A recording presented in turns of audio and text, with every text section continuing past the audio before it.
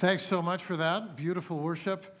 And good evening, everyone. What a joy to be back together tonight again. I'm going to open by reading from the 3rd chapter of Ecclesiastes, and then we'll get right into this. So Ecclesiastes chapter 3, you've probably heard this sung by the Byrds many, many decades ago. If you know that song, Peter probably threw it away at some point because of the rock music that he felt guilty about listening to. But this is how it reads. There's an appointed time for everything. Appointed time. Time for every event under heaven. Time to give birth and to die. To plant, to uproot. To kill, to heal. To tear down, to build up. To weep, to laugh. To mourn, to dance. To throw stones, to gather stones. To embrace and shun embracing. To search and give up as lost. To keep and throw away, to tear apart and sew together, to be silent and speak, to love and to hate, for war and for peace.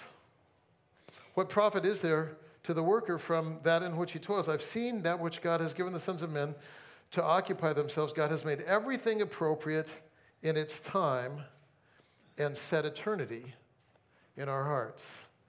The picture that comes up here as we begin is from a hut in Austria adjacent to the Torchbearer School called Tauernhof.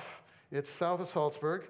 I have had the privilege for many years now of speaking at an English-speaking ski camp there.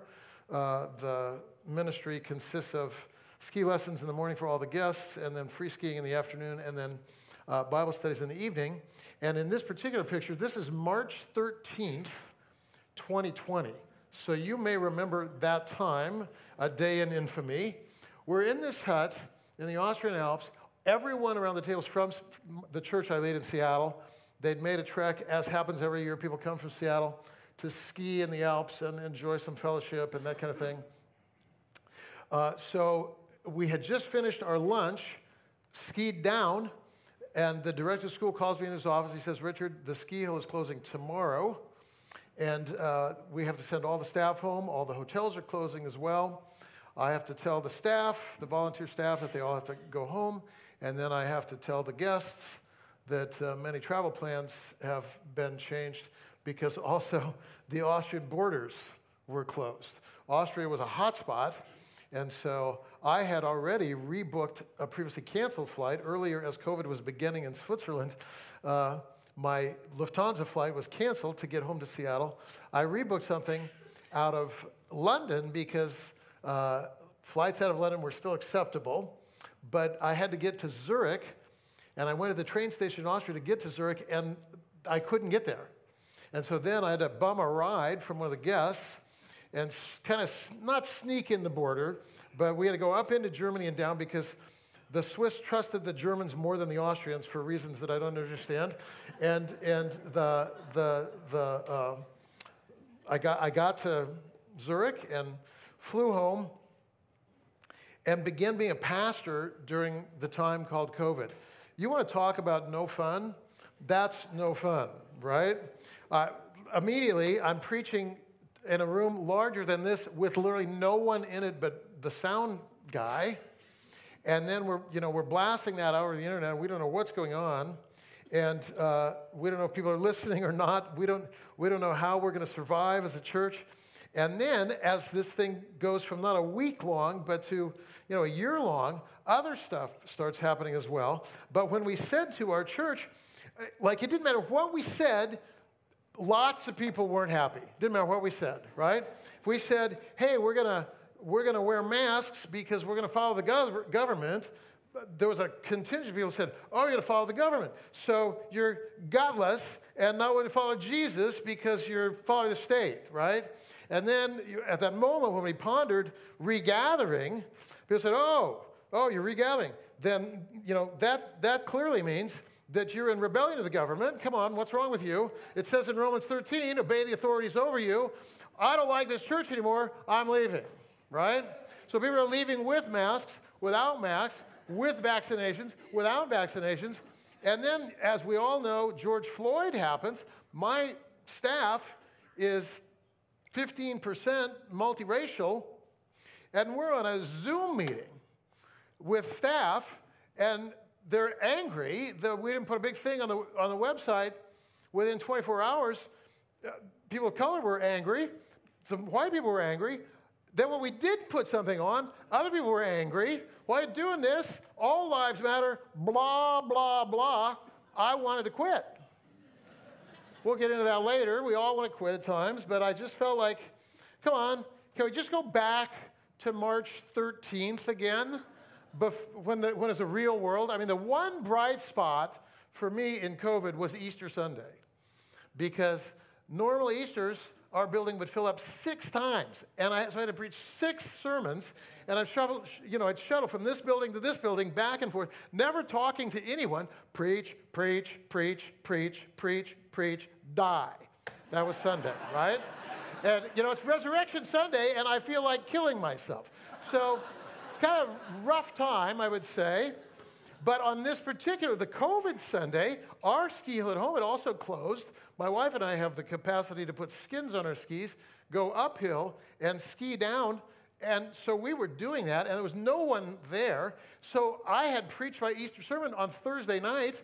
So what did I do on Easter Sunday morning? We put our skis on, skied up to this, it's not a hut, but we skied up to the top of the hill, and we're sitting there enjoying sandwiches and hot tea. I get a call from a local radio station. Hey, we want to know how are things going on Easter Sunday during COVID. And I said, it's the best Sunday ever, man. I'm loving this. They go, really? Are people there? Well, no, there's nobody there. But we're sure people are listening. It turned out there were 10,000 people from all over the world that tuned in to listen to Easter Sunday on Bethany Community Church. I wish we could do that every Sunday sometimes. So anyway, I overwhelmingly just wished it would go away and we return to normal. And here's the deal, you can't go back to before.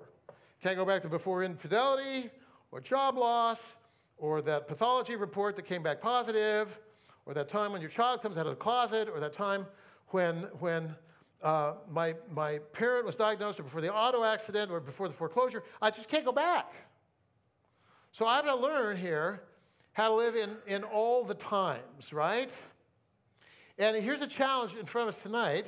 Last night I closed by saying, hey, if you want to live this joy-filled life under the sun in the midst of all these difficult realities, you got to learn to pay attention and look for and celebrate the glory of God. You'll find it in creation. You'll find it in one another. You'll find it in fellowship. You'll find it in the text. So look. But here's the deal. Even if you're paying attention, even if you're really looking, trying to behold the beauty of the Lord over and over again, the realities of life under the sun, bam, they kind of hit you, and then you lose sight of that glory. Has it happened to anybody? Of course. To all of us, pretty frequently.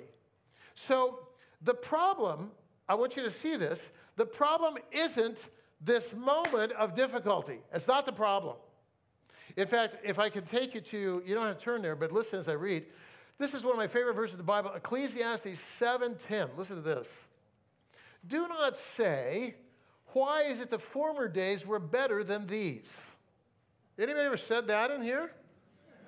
About anything?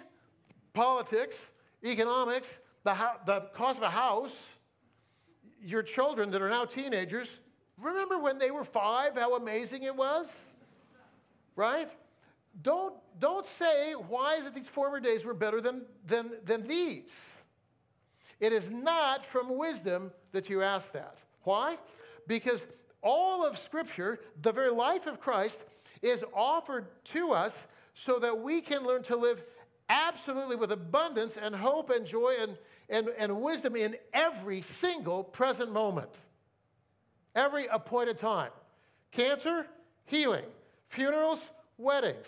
Births, deaths. Poverty, foreclosure. Every time you can live as a person of hope. But that's hard to do. And so we're going to figure out tonight, we're going to talk a little bit about how do we do that, right? And what I want to share with you at the outset is this. The gospel has never promised immunity from the effects of living this under the sun life. We are here. Automobile accidents happen. Difficult things happen. I was snowshoeing with a friend years ago, and we're just near our house in the woods. It's a heavy snow day. We're staying low for safety. Someone comes up from above tree line running down. Hey, can you come help us? Someone's been buried in an avalanche. And so my friend, Hans-Peter, and I, we went. He's search and rescue in Austria. We went and we helped look for this person. We dug with a team for 2 hours and never found anything. And then search and rescue arrived and said to us, it's time to go out. When they said it's time to go out, the companion of the woman who was buried refused to leave, fell down in the snow, threw up. So I went over to him. I said, I don't know if this helps or hurts you, but I'm a pastor. And as soon as I said that, he just grabbed me, just started weeping, and wouldn't let go of me. I said, can you tell me what happened? He said, it's her first time snowshoeing. She moved here from West Virginia because she loves the mountains. And we'd been online dating, talking about snowshoeing, and we're standing. I'm here, she's there, all this whole mountain left, and I'm left standing. He said in an instant I would be buried instead of her, but this is what happened. So I said, I'll walk out with you. I walked with him, went to his home in Seattle, called her parents with him. They flew out, planned the funeral with them. There's a time for everything. No one chooses that time. So the question on the table for none of us in the room should be this: how can I avoid those times? That's the wrong question. You can't avoid those times. The question should be, how do I live as a person of hope in the midst of those times? Because God has never promised any of us immunity from the effects of living in a fallen world. Rather, what's promised to all of us is both comforting and transforming, because what's promised is the presence of Christ, as we heard so well this morning, in us, right in the midst of every time, every appointed time. And so we want to learn to live fully in each moment. And one of the ways that we can do that is by discovering that these difficult times, like that list in Ecclesiastes 3, has a yin and a yang, right? A light and a dark. The dark times, the hard times, those have value. There's things that are created in us, and there's 4 things we're going to look at. Intimacy, endurance, another word, this time Greek, not Hebrew, kenosis, and eternal perspective. Those are the values that come from hard times. And so we're going to look at those this evening. We're going to begin with intimacy, right? You know, when you look at that list, there's a time to die, there's a time to uproot, there's a time to kill, there's a time to tear down, there's a time to weep, there's a time to mourn, there's a time to shun embracing. Those are trials. Those are moments of suffering. And the question is, what's gained in those times? And here's the thing. When my life is, if I can use a word picture, kind of squeezed like a wet towel, what goes away is never Christ. So when we face these times of difficulty and loss, we really, it sets the table for us to draw near to God in a really profound way, right? Because before, I would say, Christ is all I need. Psalm 73 is one of my favorite verses in the Bible. At the very end, the psalmist asks a rhetorical question. Who do I have in heaven but you, O Lord? And having you, I desire what? Does he know the rest of it? I desire nothing else on earth. Who do I have but Christ? If I have Christ, I desire nothing else on earth. Really? I mean, I say that. I preach that. Do I believe that? Christ plus nothing? Well, at least skiing. Grandkids would be nice. Stable 401k. Like, who says it and really means it? I'll tell you who. People have been through the fire. I've been visiting Peter's fine school over there in Germany for many, many years. And back in the early 90s, I had taught over there, and a student invited me, because I was teaching 2 weeks, invited me to spend the weekend with his family.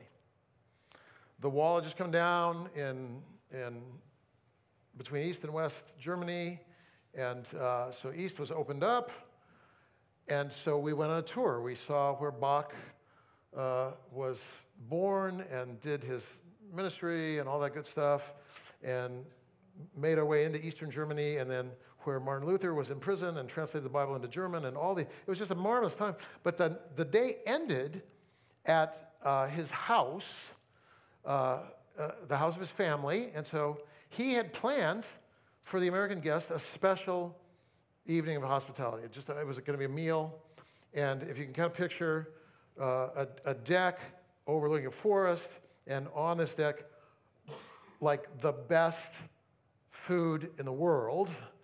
That was the evening, right? So you get there, and it's me and this student, and then his sister and her husband and their 3 kids, and then both of his parents, and then his dad's parents, his grandparents on one side, and then the star of the evening, his grandmother from his dad's side.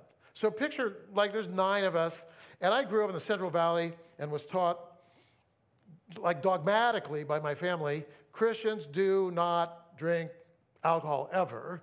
By the way, this isn't the point of the sermon, but I'm just going to tell you this. So that's what I'd learned. I'd learned that as a kid. You know, people who drink can't have faith. So I bought it. I like my family. I lived that way. And then I'm at this thing, and this student has faith, and the conversation is clearly faith-based, and we prayed, and we sang the doxology, and everyone is drinking. And it was weird to me, and the person drinking the most was the grandmother who's a widow. Big steins of beer. And so I was like, well, whatever, it's a blind spot. I don't know, we'll agree to disagree, it's fine. But here's what happens. So the evening goes on, and at the end of the evening, and this is a long evening. It's German hospitality. It's 4 hours. We're out there on this deck, right? Sun goes down, gets dark, put our sweaters on, and we're still sitting around, eating, drinking, and talking. And finally, at the end, the grandmother says to me, I want to show you something. So she lives next door, 100 meters away, like here in the coffee shop. It's 11 p.m. We walk to her house. She has a scrapbook, and she shares her life story for another hour. Well, here's her life story. She was born, and then her father died in World War I, German army. And then she married in 1936 a German man who then obviously was conscripted into Hitler's army. He was shipped off to the Eastern Front. She was home alone. She lived on the outskirts of Dresden. She was spared, but she showed me in her scrapbook pictures of the bombing of Dresden, asked me why we did that, and then talked about the war ending and poverty and the wall going up and half her family being on one side of the wall and half being on the other, and her being alienated from her family, and sickness and disease during the rebuilding of Germany. And then I said to her, did you ever remarry? And she said, I would never have remarried. I'm a one-man woman. But I prayed for my husband's safety. I prayed for him to come home. And he came home 2 years after the war. He walked home from the Eastern Front and found his way to their house and knocked on the door, and they were reunited after 2 years after the war. I mean, I listen to the story, and I go, and I'm worried about what? My blood sugar? Really? So I said to her, you have so much joy, and obviously a beautiful family. How are you not shattered? And she points to her Bible, and she said, Richard, when everything is taken from you, all you have is Jesus. And when all you have is Jesus, listen to this, you find him to be not just enough, but more than enough. I'll never forget that. when everything is taken from you, all you have is Jesus. You have the same amount of Jesus as she does, as I do, as Peter does. We all have Christ, the fullness of Christ, all things pertaining to life and godliness, blessed with every spiritual blessing, adopted, called, chosen, gifted, filled with the Holy Spirit. God has a plan for you. We all have it. We just don't buy it. Because the trinkets of this world have seduced us into thinking that that's where security and meaning and hope and identity lie. And it is a lie from Satan. So when stuff is taken away from us, the underside of life strips away all illusion and asks us what matters most. And when we ask that question, we learn that Romans 8:38 and 39 is true. What's that? What can ever separate us from the love of God? And here's the answer: nothing. Not death, not life, not riches, not poverty, not sickness, not health, not enemies, not Democrats, not Republicans, not anybody. Like, we have this as an unshakable, immutable inheritance, and we don't even know it sometimes. But I'll tell you, when the shaking happens, Hebrews 12, that which cannot be shaken will remain. Psalm 73, my hope in my life is that someday when I read that, who do I have in heaven but you, and having you I desire nothing else. That's what I want to be, that person. That German woman pointed me in the right direction. I'm still on that journey. Second, we learn endurance through these difficult times. Time to die, time to uproot, time to mourn, time to throw stones. We learn endurance. Joseph, of course, is a great example of endurance in the Scripture. Joseph has this dream, if you know the Old Testament in Genesis, that he'll rule over his brothers. And then instead of ruling over his brothers, they throw him into a pit and they sell him as a slave. And he could have thought that God had forgotten and abandoned him, so that when he's given a chance for a little sexual pleasure in a foreign land where nobody knows him, because his boss's wife is hitting on him, it would have been so easy to take that moment of pleasure. But instead, he remains faithful, telling the woman that to do so would be a sin against God, and the result of that obedience is that she accuses him of attempted rape, and he's tossed in prison. And then, in prison, these two guys have dreams, and they're wondering what they mean. Joseph says God is able to interpret dreams through him, so he interprets the dreams correctly, tells the man whose life is spared to remember him when he's restored. The man promptly forgets about him for years until the ruler, Pharaoh, has a dream, and his magicians can't figure it out. And then the man remembers. Joseph is summoned. The ruler says, I hear that you can interpret dreams. And it would have been the easiest thing in the world for Joseph to say in that moment, yep, you got your man, I'm your guy. But he doesn't say that. Why? Because to that moment, he still sees himself, in spite of all that's gone wrong in his life, in spite of the dreams and the human trafficking, sold as a slave, and the false accusations of sexual molestation, and being forgotten, in spite of all of that, he still is serving and faithful and dependent on God. He says there's nobody who can interpret, no one can interpret dreams, only God can do that. I love that. It's 20 years before his brothers show up.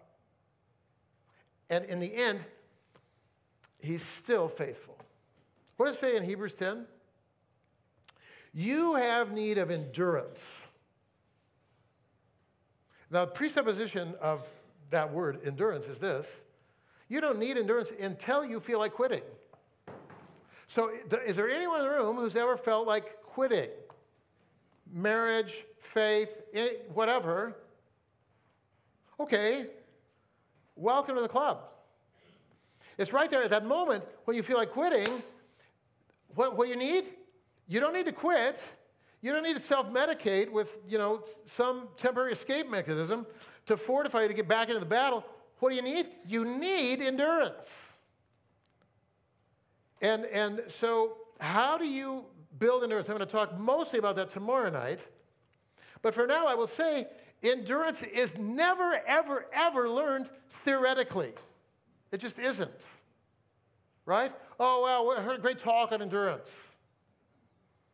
That would be as silly as saying, hey, I'm ready to run the Boston Marathon. Really? What was your training? Oh, I read a book. It's a great book. And, Peter can run. He spoke about running, taught me how to breathe. It's awesome. I watched a movie of him running. I took notes. I got up in the morning. I visualized running. Right. I have a word for you, injured. Similarly, you don't learn endurance until you want to quit. So you want to quit? Good. God's building endurance into you. And that will change your character so that you look more like Jesus. Really interesting. So my first experience as a pastor was as a youth pastor in California. I had no aspirations to be a pastor, but the church that my wife and I were attending while I was in seminary had burnt through a number of youth pastors over a very short period of time.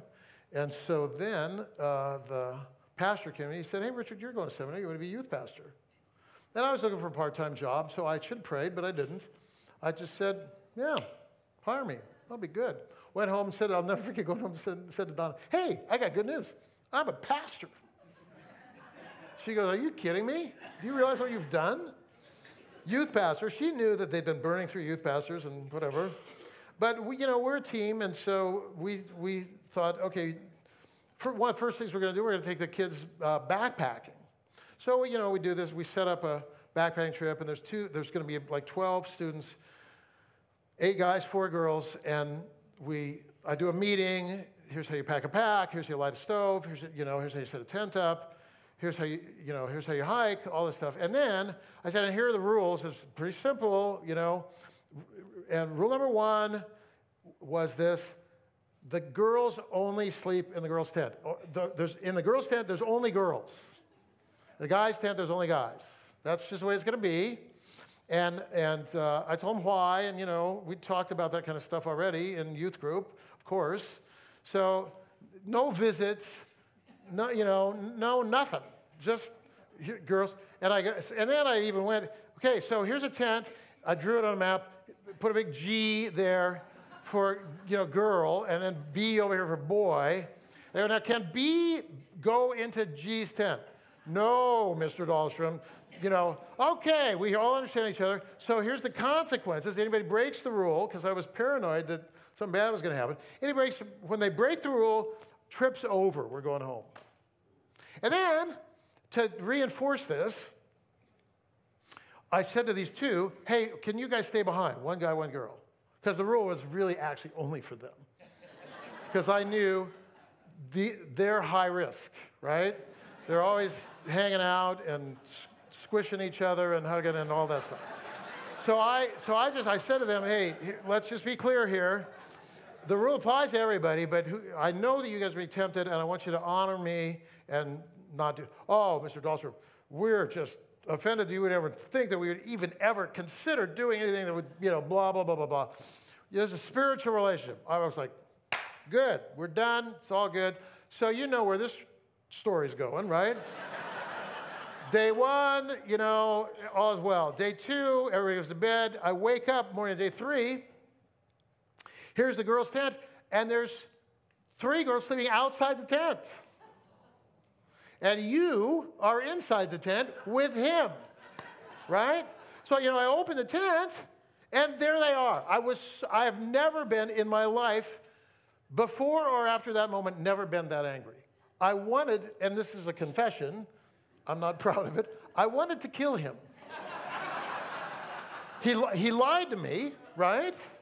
Now, and they have ruined the trip for everybody, and then all the girls were in on it, right?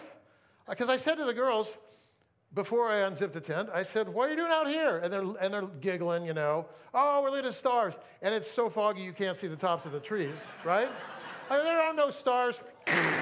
So, all the way out to drop everybody off. They're all in a van. And I told the parents of the guy, And their parents go to the church. And it was just a dad that was there. I talked to the dad of the guy. He said, we'll deal with it. Talked to the mom of the girl. She said, we'll deal with it. The girl's parents don't go to church, and she's not a believer. So, story over? No, not over. Monday, that's like a Friday or whatever. Monday, I get a phone call. I'm in the church office. I get a phone call. Hey, and it's from the mom of the guy. And she goes to church. Swear, swear, swear, swear, swear. I'm going to sue you. Swear, swear. I'm going to sue the church. Swear, swear. You're going to hear from my attorney by the end of the day. Boom, hang up the phone. Oh, bad day, right? Then, within 5 minutes, the phone rings. It's the girl. Swear, swear, I hate you. Swear, swear, I hope you rot in hell. I said, why? Because my dad beat me up because of what I did, broke my nose, had to go to the emergency room. He forbids me to go to church ever again, but I wouldn't go anyway. I hope you rot in hell. Hangs up the phone. This is within 6 months of saying, sure, I'd be a pastor. How hard can this be? So, more confession. Go to my office, pre-computer, paper, typewriter, scroll the thing. Dear senior pastor, you're going to be sued today. I'm very sorry about that. Things went south on a youth trip. But I feel bad about it, but there's nothing I could do. I tried to do everything properly. And so that's number one. Point number two, I'm resigning immediately because that's the appropriate thing. Point number three, I know now, without a doubt, I'm called to be an architect. And I'm going back to Cal Poly, and I'm going to do that because buildings don't sue people for doing this, right? So I was serious. I went in and I handed it to the senior pastor. He is not conflict averse the way I am, to his credit, and he laughed, and he tore the letter out. He says, you're not resigning. And then he says, and no, he's getting sued. I go, really? And I told him the phone call. He said, watch this. He calls her. He said, oh, you think you're going to sue us? Watch this. We're going to sue you first. How's that? I'm not advocating the tactics, but this is what he says. We're going to sue you first. For what, she says? Because my youth pastor having a nervous breakdown right in the office. We're going to sue you for emotional distress. You'll hear from our attorneys by lunch. Boom. Hangs up the phone. Now, just so you know, there were never any attorneys involved. But once everything de-escalated, the senior pastor was like this. He says, Richard, look, you want to quit? Fine, quit. I said, okay, I will. And then he says, wait, one more thing. Before you quit, I was just going to ask a couple questions. Are you going to quit your marriage when it gets hard? You going to quit? How about when you go back into architecture and then you get a client that isn't happy with your performance? You going to quit architecture too? How about when a city council refuses to grant a building permit for your big multi-million project? You're going to quit again? And then you're going to quit again? And then you're going to quit again? You're going to quit again? And then he said to me, he says, always, fruit is on the far side of conflict. You don't need to quit. You need endurance. That changed my life. You don't need to quit. You need endurance. I stayed. And the gal with the broken nose, last thing I did before moving to the Pacific Northwest was baptize her. Last thing I did, she came to Christ. Yeah, it's good news. And then, that youth group that were just filled with devils, right? Those three young people around on the outside of the tent, and I'm speaking to 1,000 college students in Portland, Oregon about 6 years ago, and a kid comes up and he says, hey, I want to take a selfie with you, send to my mom. He snaps a photo. I said, fine, but I'm not famous. Who are you? And he said, you are my mom's youth pastor. And your faithfulness is why she loves Jesus today. And she said to give you a hug, and so then the kid hugs me. I said, who's her? What's her name? It's one of those three on the outside of the tent, who then within 2 weeks came up and we had lunch with her and her husband and all their kids and heard their journey of faith. You don't always have to see fruit, but you always have to show up, friends. Because if you show up, you're not just showing up, Christ is showing up. It's pretty important, pretty significant. Third, along the way, we learn intimacy, we learn endurance, we learn kenosis. And that word, it simply means to empty oneself. Remember what Jesus said in Philippians chapter 2. He says, have this attitude in yourself that was also in Christ, who although he was equal with God, did not regard equality with God a thing to be held on to, but instead, what did Jesus do? It says he emptied himself. So there's this opening where we say over and over and over and over again all our lives, this should be a phrase of ours, because as we know from what Peter said this morning, nothing less than the resurrected Jesus is alive in us. And so then we follow in the footsteps of Christ, and this becomes a phrase in our lives, not my own. Because if you read the Gospel of John, here's what you hear.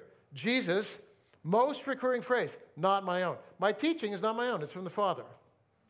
My judgment is not my own, it's from the Father. My will is not my own, it's from the Father.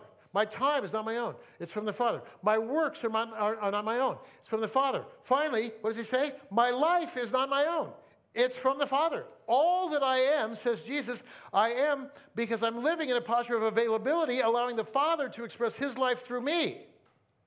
And now, here's Jesus post-resurrection. As the Father sent me into the world, now I'm sending you. I'm asking you to live in relationship with me, Christ, in the same way that I, Christ, live in relationship with the Father. So that even as the Father expressed divine life through me, I now, Christ, will express divine life through you. But you must say what? Not my own. My time is not my own. My will is not my own. My money is not my own. My body is not my own. My vocational choices are not my own. My geographical choices are not my own.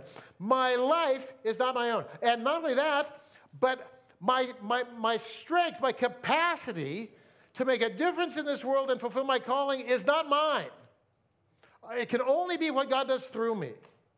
Only. I so appreciate what Peter said this morning, that guy from Africa who said, what I'm impressed with in the church is what the church can do without Jesus. How convicting is that? We built a $6 million building in our church, and one of the things that we had to do was get a building permit. And there were a series of miracles, and we prayed hard, and we did believe all along the way. We believed, unless the Lord does this, there's nothing, we can't do it. We just knew. We needed miracles, and we saw miracle and miracle and miracle and miracle. And then we got to the last thing that we needed to do, and the last thing was we needed signatures from 12 of 18 adjacent neighbors. They needed to approve our project, 12 of 18. And I'm going to confess to you this, we kind of stopped praying at that point. How hard will this be?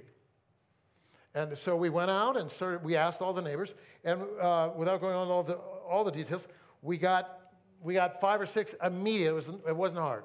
We got like 6. Okay, we need 6 more. Now we should have prayed, but we were like, our lawyers told us, if you're a lawyer, I'm not mad at you, I'm just telling you this is what happened, right? Lawyers didn't say to us, pray. It's not on them to tell us that. What did they say? Bribe the neighbors.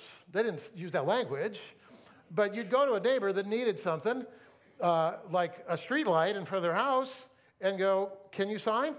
No. Oh, there's a lot of crime right here, a lot of drug deal going down. What if we put in a street light? Where do I sign? So, we go from 6 to 11 by, schmoozing with neighbors. Okay, but we don't need 11. We need 12. And then, we were done. And there's a Friday, and most of the neighbors were ambivalent to kind of mildly passive-aggressive against us. But one neighbor hated us. And he was, like, he had a sign, and he's out, like, our church on a busy street, and he had a sign, no church building, you know, and there was a school across the street, and he didn't like school. He didn't like anybody. He was just an angry guy. And so he's protesting, and we try to talk to him, and just vitriol and hatred come out of his mouth. So it's getting down to the wire, and so then we held a prayer meeting. And we said, God, we are out of ideas. Finally, right? We can't do it. And here's God. Been waiting for you to say that. Now watch what happens. Friday, this thing's due downtown at 5 p.m. Friday, 11 a.m., knock on my door. Here's the guy. With this, I'm going to call him Sign Guy. I'll remain anonymous. Here's the guy. I go, hi, good to see you. What are you here for? I'm here to sign the document. Really? Yeah. I want to sign and approve the building of the church building. Is that right? Did someone talk to you? No. I said, why are you coming in? You've been, can I remind you? You've been protesting? Why are you coming in? I'm not kidding you. Here's his answer. I don't know. I just know I have to sign. He said, I don't believe in any of this. I don't believe in any of this. But if it's true, I'm afraid if I don't sign, I'm going to burn in hell forever. So I just feel like I have to sign. And I almost tried to talk him out of it. He said, no, I must sign. And he signed, and we went down and we got the thing. Fast forward now 2 years, we got a new building. And then we, throw a neighborhood party with all the evangelical stuff, right? The band, the punch, the cookies, the brochures, the invitation service, it's all there. Neighbors come, and this guy comes to the thing. He comes to the open house. And then it's over, everyone leaves, and he stays. And he's hanging around toward the front, and then when everyone is out of the building, he comes up to me, and he says, hey, Richard, a question. Like on Sundays, I see a lot of people coming. Is there a membership fee to get in? Like, I couldn't find tickets anywhere on your website. How do I get in? I want to come on a Sunday. I said, there's no fee. There's nothing. You just come. Just come anytime. Any service. He says, I could come? I said, totally. He said, I'm sitting in the back. I said, we'll reserve it for you, man. Just come. We'd love to have you. So he shows up. He shows up like the second Sunday after that open house. And then again, he's waiting around. Everybody leaves. And then he comes up to me, and he bursts into tears, and he hugs me, and he says, I got to apologize. I was wrong about everything. I was wrong about God. I was wrong about these people. I was wrong about you. I was wrong about this church. I was wrong about Jesus. He says, this is truth. And I want to walk with Christ. And we prayed and he received Christ right there on the spot. Oh, what a brilliant strategy, Richard. Look what you did, man. You bribed the... Look, here's what I'm trying to tell you. We don't do anything except get out of the way and say, not my own. And in this case, what we should have said 6 weeks earlier was, not my own plans, Lord, yours. And then God will do what? This is what the Bible says, abundantly beyond all you could ask or hope or even imagine. The story that God will write in and through you is always infinitely better than your paltry attempts and mine to help God. So get out of the way. That's kenosis. Finally, eternal perspective. There's a quote up here from Sophie Scholl, right? Sophie Scholl was alive during the rise of the Reich in Germany and was a student with a number of other students in Germany that formed something called the Fellowship of the White Rose. And the Fellowship of the White Rose wrote brochures, and they advocated to the German people that they actively worked to lose the war so that Germany could rebuild once again on a Christian footing, and exposed the death camps and different things. It cost her life. She was caught distributing literature at the University of Munich. A janitor grabbed her brother, the whole group. Within a week, they were publicly tried and beheaded. She died at 22 years old, maybe 23, I can't remember. But I love her fearlessness when it comes to death. And I won't develop this much because Peter did a masterful job developing it already this morning, but I will only add this from Hebrews chapter 2 to what you heard this morning from my friend Peter. Hebrews 2 is where Jesus speaks a bit and says this: therefore, since the children share in flesh and blood, since we're human, he, Christ, likewise partook of flesh and blood, that through death he might render powerless the one who had the power of death, that's the devil, so that he might free those who through fear of death are subject to slavery. So Christ came to free us from the fear of death. Why? Because if you're afraid to die, you're subject to slavery. Why? Because if you are afraid to die, this is all you have. And if this is all you have, this quote-unquote life under the sun, you cling to it. And the gifts are no longer gifts, they're idols. And once they're idols because you're clinging to them, they're no longer a blessing, but they consume you and destroy you. And it happens with money, it happens with sex, it happens with power, it happens with work, it happens with alcohol, it happens with skiing, it happens with CrossFit, it happens with automobiles, it happens with the San Francisco Giants, or whatever is your team. It happens. People live and die by this life under the sun. And remember, don't do that. Because we all end up in the same place, right? And once we're united with Christ, we're not afraid to die. And now we're liberated to live fully in every moment, the good and the bad. The good become these moments when we worship God and we're grateful for the blessings that God gives us. The bad now we see as things that are creating in us intimacy and endurance and kenosis. And even if the bad takes us to the grave, we are not afraid to die. And that's liberating. I had a grandmother and an aunt who lived here. And so many of my summers, as I'll share Thursday night, were spent at Mount Hermon for 1 week. It was always, without question, the best week of my summer for many, many, many reasons. But my aunt who lived here, she left here and moved back to the Central Valley in her final few years, and then she became ill, and then she went into a coma. And there was a particular day when the whole family was visiting her, my mom and some other relatives. So all visiting her in this care center. And she'd been unresponsive for 10 days or more. But on this day, when everyone happened to be there, she sits up and is perfectly lucid, as if no dementia had ever happened. And she saw one of the relatives. It wasn't my mom, but she saw one, and she said, "Who else is here?" And then my aunt, who worked here for 10 years or 12 or whatever, she said, "Call everyone in." So everyone comes in the room, and here's Aunt Hannah. She looked at everyone, and she gave them a blessing. If you've read your Old Testament, you know Jacob did that at the end, right? Blessing all the sons. She blessed everyone.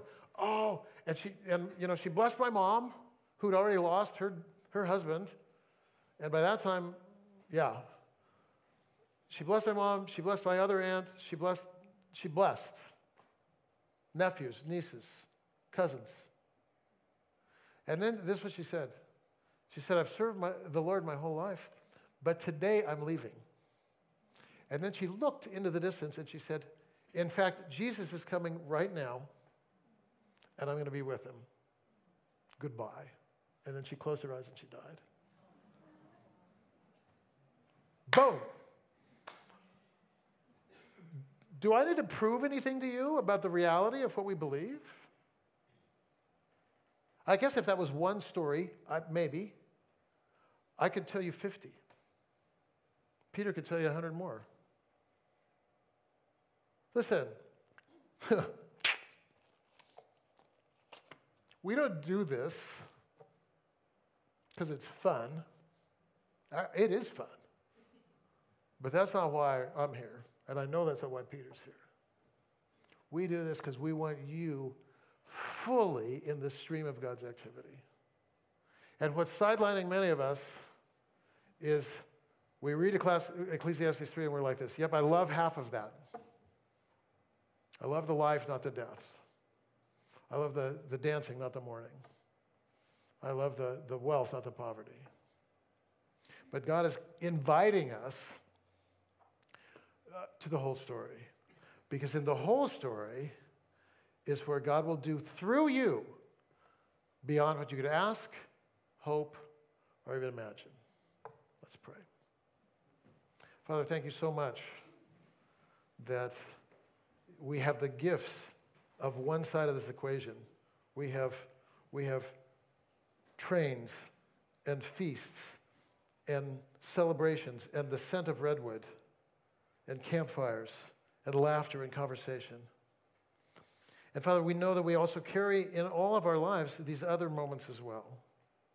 And by faith, I want to thank you tonight, Father, that we can live fully present in every moment, receiving it as from you because our life is not our own.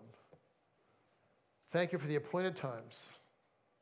Teach us to live fully in them, and we'll thank you for the fruit of it, praying in Christ's name. Amen. Thank you.